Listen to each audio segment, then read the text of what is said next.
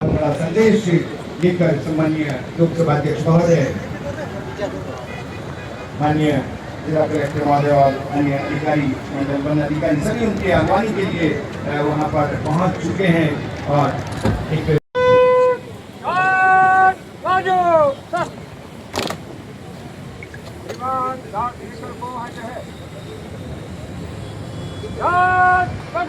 अन्य लोग सावन का महीना है, ये पचरंगी साफा और पहनाकर सम्मानीय लोकसभा लहरिया जहां महिलाएं पहनती है, ये सावन का स्वागत होता है और उसी तरह से माननीय लोकसभा अध्यक्ष महोदय का स्वागत और साथ ही माननीय आलोक जी गुप्ता डीएफओ तुलसी का पौधा भेंटकर उनका स्वागत और ये बड़ी माला के साथ स्वागत, बहुत बहुत स्वागत,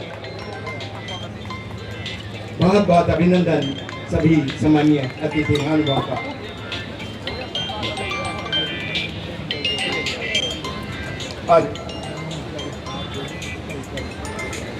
और आइए सभी का हमने समूचा स्वागत किया और एक ये स्मृति चिन्ह माननीय आलोक जी गुप्ता और फॉरेस्ट विभाग की तरफ से सम्मानीय लोकसभा अध्यक्ष महोदय को बहुत बहुत स्वागत और अभिनंदन, सभी का स्वागत।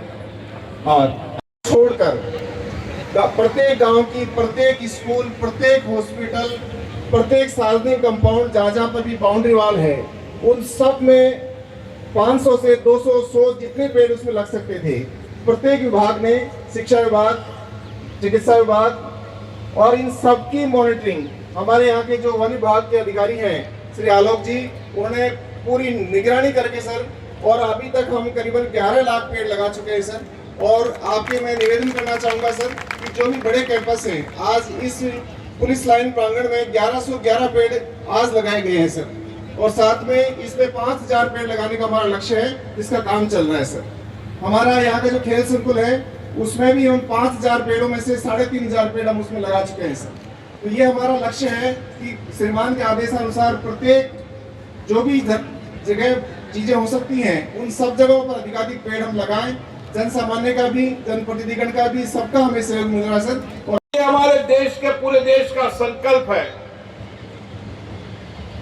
क्योंकि हम प्रकृति के पूजक रहे हैं। हमारे आध्यात्मिक धर्म और संस्कृति के अंदर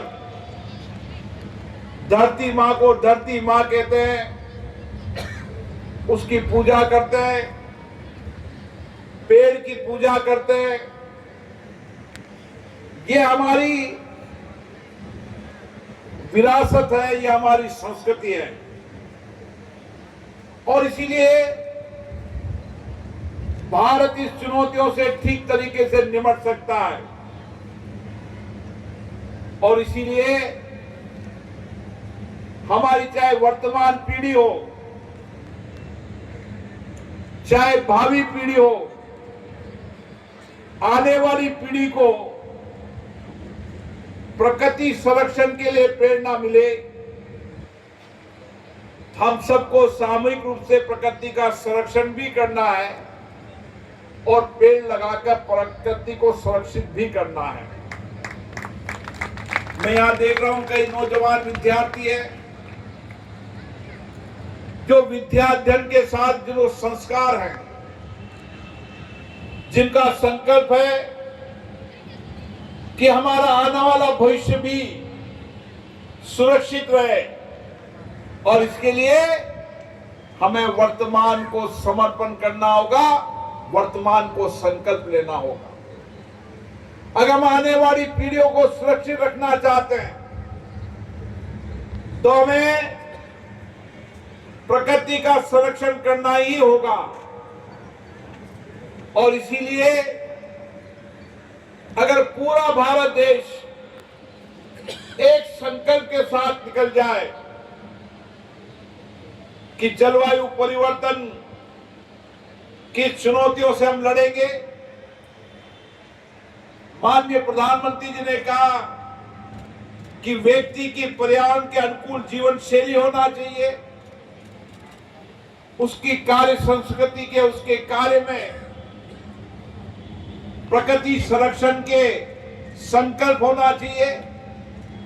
इसलिए हम दैनिक उपयोग की चीजों के अंदर भी उपयोग लेते समय ध्यान रहे कि जिनका हम उपयोग कर रहे हैं उससे कहीं प्रकृति का नुकसान तो नहीं हो रहा। ये विचार और ये संकल्प जब सबके मन में आएगा तो निश्चित रूप से हम प्रकृति को संरक्षण कर पाएंगे। और इसीलिए मेरा आप लोगों से इतना आह्वान है, ये बूंदी की धरती ऐतिहासिक स्वाभिमान की धरती है।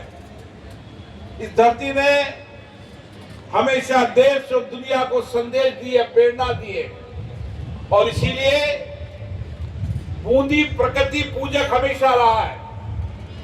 और हमारा भी संकल्प होना चाहिए कि हम सारे बूंदी शहर गांव से लेकर हर ढाणी तक पेड़ लगाकर उसको संरक्षण कर प्रकृति का संरक्षण भी करेंगे और जलवायु परिवर्तन की चुनौतियों से भी लड़ेंगे।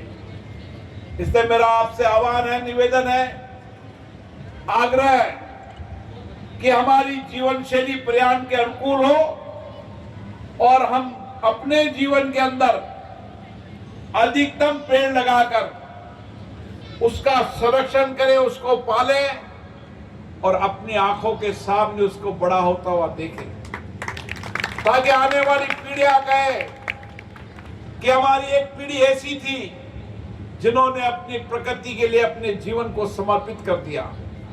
ये देश के अंदर काफी लोगों ने प्रकृति संरक्षण के लिए बलिदान दिया है। प्रकृति पूजक ये धरती बलिदानों की धरती रही है, जिन्होंने पेड़ को बचाने के लिए अपने जीवन को समर्पित कर दिया।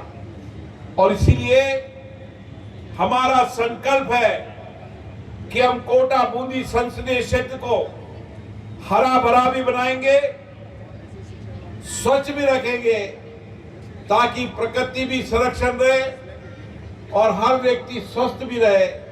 यह हमारा संकल्प है और जिद है।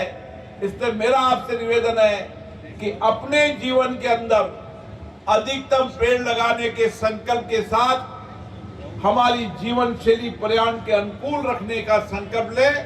आप सबको बहुत बहुत धन्यवाद, शुभकामनाएं। बहुत बहुत धन्यवाद माननीय लोकसभा अध्यक्ष महोदय।